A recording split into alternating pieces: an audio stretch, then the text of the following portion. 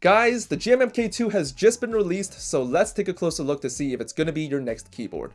Let's go. So this is the pre-assembled 65% GMMK2 in all of its glory, and it looks pretty damn clean.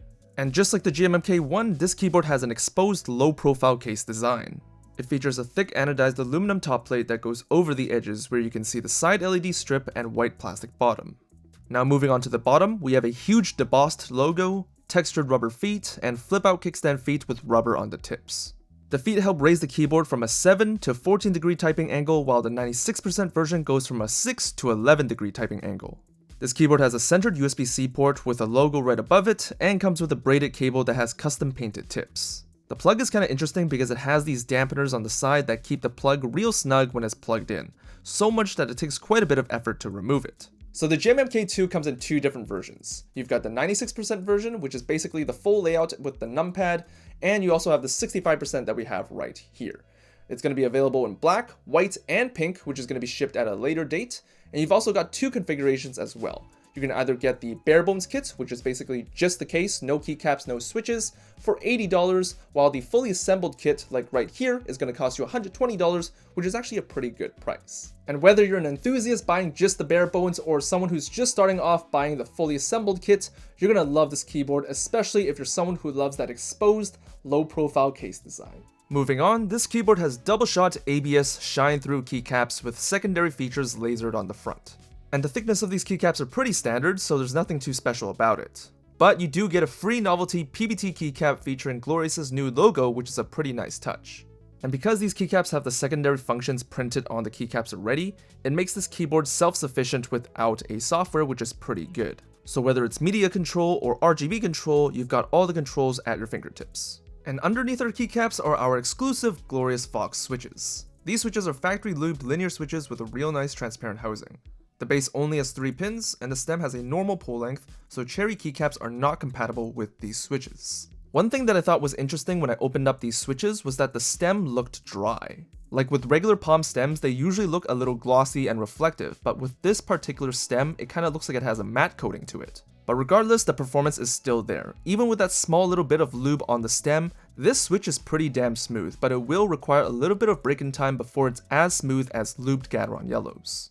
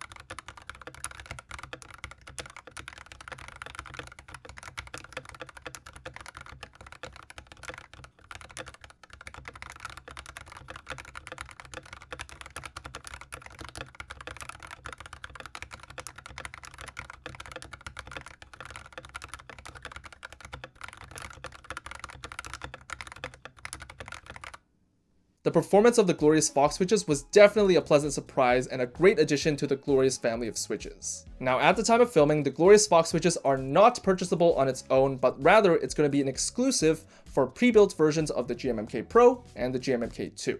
Now I feel like this switch is going to be more sought after because it's a linear switch, it's factory lubed with pretty good smoothness, and it's also got a transparent housing, which we all know can only be found on either Tealios switches, Everglide Aqua Kings, and Durock L2s, which are basically copies of Tealios switches. So if and when these switches are released, hopefully they'll be cheaper than the Glorious Link switches, because I definitely felt like those were overpriced. But for the time being, we'll have to see whether or not Glorious will actually release it on its own, and we'll have to see what kind of price point they set it at. And of course, this keyboard has north-facing hot-swappable sockets for maximum flexibility. And if you look closely, you can see the sound isolation foam underneath the PCB as well as underneath the plate too. And I gotta applaud Glorious for the foam placement, because they purposely cut off the foam near the spacebar area so that you can actually take out the plate mount stabilizers without disassembling the entire keyboard, and that was a great choice by them. And these are the stock stabilizers that come with the GMMK2, and if you want to make these sound better, you'll definitely want to clip the legs. This keyboard also supports screw-in stabilizers, which is pretty incredible, and I would definitely choose that over plate mount stabs. Honestly, I don't know what's up with Glorious and their stabilizers because they still kinda suck. The stabs are factory lubed, which is good, and rattle is not so much an issue, but it's the inconsistent mushy noise that the stabilizers make that is the problem. However, the stock spacebar sound is pretty decent, but for the surrounding stabilized keys, not so much.